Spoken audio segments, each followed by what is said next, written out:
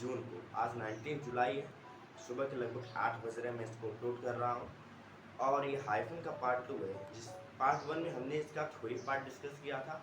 Late me review once again. मैंने ये बोला था कि जहाँ पे आप लोग का हाइफन का यूज़ करना होता है, हाइफन का फर्स्ट यूज ये होता है कि जहाँ पे आप लोग कोई सेंटेंस लिख रहे हैं, इंग्लिश में कोई आप लोग सेंटेंस लिख रहे हैं, जैसे कि एग्जाम्पल से मैं यहाँ से बता सकता हूँ। ये मान लीजिए मेरी एक लाइन रहती है हिंदी कॉपी पे, वहाँ पे आप लोग एक सेंटेंस लिख रहे हैं, once upon a time, once upon a time there. अब यहाँ से लाइन खत्म हो गई, हमको देयर लिखना है, तो यहाँ पे हम छोटा सा हाइफन देंगे, हाइफन देंगे तो यहाँ करेंगे।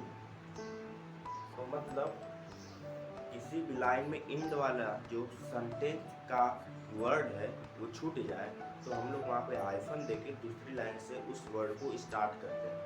जैसे यहाँ पे जो सेंटेंस है, यहाँ पे जो लाइन है वो क्या हुई, खत्म हो गई यहाँ पे, लेकिन हम लोग का वर्ड चलता जा रहा है, लेकिन यहाँ पे हम लोग हाइफन देके फिर दूसरी लाइन से इसी का जो बचा हुआ पार्ट है वहाँ पे हमने यूज किया है। तो कल जो सेशन था छोटा था थोड़ा, मैंने उसमें यही चीज़ डिस्कस किया, तो उस समय बकायदे हिंदी से लिख के बाइलिंगुअल में बताया था। आज इसका सेकेंड यूज है कि कहाँ पे करना है कहाँ पे नहीं करना है, बेसिकली यही था। आप लोग थोड़ा सा पता भी होगा, इंग्लिश मीडियम वालों को पता होगा, ठीक है।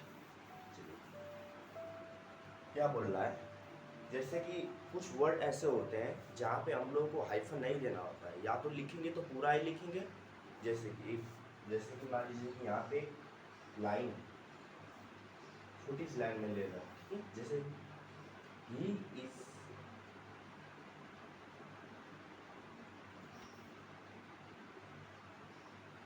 दैट इज ए, अब मुझको यहाँ पे बॉक्स लिखना है, यहाँ पे मैं एक्स लिख दूंगा नहीं। कुछ वर्ड ऐसे होते हैं जैसे बॉक्स हो गया, काऊ हो गया, कैट हो गया, तो इन जो वर्ड्स के बाद अगर छूट जाए तो हम लोग हाइफन का यूज़ नहीं करेंगे। पूरा फोकस के साथ शिद्दत से लिखिएगा तो जरूर समझ में आएगा। थोड़ा सा है कठिन समझने में। जैसे कि कुछ वर्ड होते हैं जैसे काऊ हो गया, कैट हो गया, डॉग हो गया, बॉक्स हो गया, ये जो वर्ड होते हैं अगर छूट जाए तो आप लोग हाइफन नहीं यूज कर सकते। या तो लिखें तो पहले ही लाइन में लिखें या फिर दूसरी लाइन में लिखें।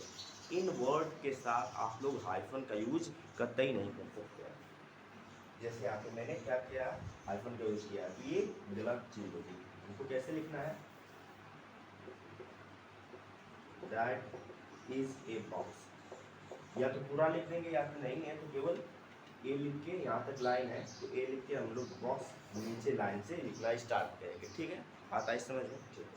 वही थ्योरी पार्ट में डॉग, काऊ, बैग, बॉक्स, बॉक्स जैसे एक सिलेबल वाले शब्दों को डिवाइड नहीं किया जाता है, इन्हें जहाँ भी लिखें पूरा लिखें,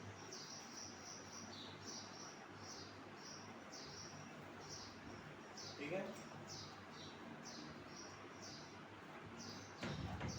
जहाँ भी लिखते हैं पूरा लिखते हैं, डिवाइड नहीं किया जाता, मतलब बांटा नहीं जाता। जहाँ भी लिखें पूरा लिखें, इन्हें जहाँ भी लिखें पूरा लिखें, हाइफन की मदद से दो लाइन्स में न करें, बस यही छोटी सी बात। जैसे कि आप लोग पता नहीं हाइफन कहाँ पे अच्छे से यूज करते हैं, तो आप लोग कैट लिखना है तो कैट लगा के सी लगा के यहाँ पे टी लिखेंगे, गलत हो गया। इस वर्ड कुछ ऐसे होते हैं जहाँ पे आप लोग हाइफन का यूज नहीं कर सकते, एक्सेप्शन है यानी अपवाद है, इसको आप लोग ध्यान दीजिएगा। अब बढ़ते हैं बी, ये ए था नोट, और नोट बी की यूज पर बढ़ते हैं कि वो क्या बोल रहा है आपसे, ठीक है। चलिए इसको जरूर से कॉपी कीजिएगा।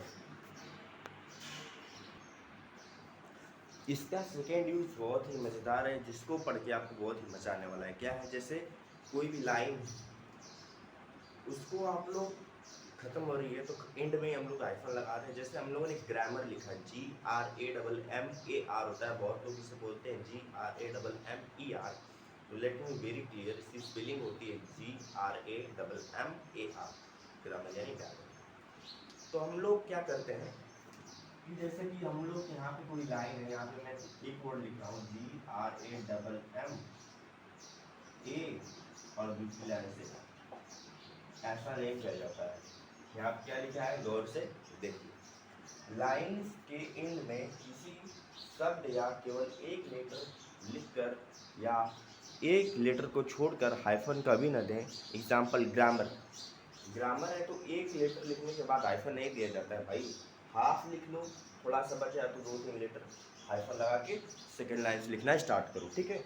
और इसमें लास्ट वाला केवल एक लेटर बचा है तब भी हाइफन नहीं दिया जाता है। जैसे कि मैं बता दूं, ऐसे दिया जाता है, जैसे कि GRAMM हो गया, ये यहाँ पे 2 वर्ड्स आ गए, ठीक है, दूसरी लाइन में 2 वर्ड्स, लेकिन यहाँ पे केवल हाइफन लगा के एक ही वर्ड्स नहीं लिख सकते हैं, ठीक है, इसको ध्यान दीजिएगा, नहीं लिखे मतलब कि पहला एक लेटर छोड़ के हाइफन नहीं लगाया जाता है और लास्ट में एक लेटर बचा है तब भी हाइफन नहीं लगाया जाता है, जैसा कि मैंने यहाँ पे अच्छे से हिंदी में ही आप लोग के लिए लिखा है, ठीक है।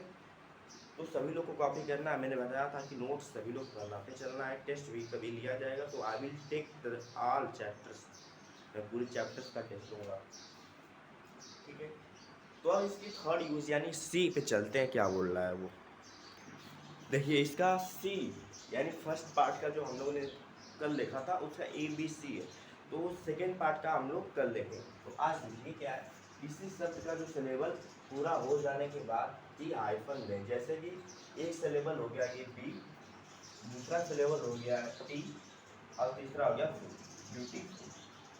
तो ये सिलेबल जब तक कंप्लीट ना हो तब तक आप लोग हाइफन का यूज नहीं कर सकते हैं। जैसे कि यहाँ पे सिलेबल क्या होता है, I will tell you later, मैं आप लोग को बताऊंगा, क्योंकि सिलेबल अपने आप में एक पूरा क्लास ही घींच लेगा आप 1 घंटे का, ठीक है। Beauty dash TI dash beautiful, यहाँ बीच में एक सिलेबल, इसमें ब्यूटीफुल में आपसे पूछेगा कोई कि कितने सिलेबल होते हैं, तो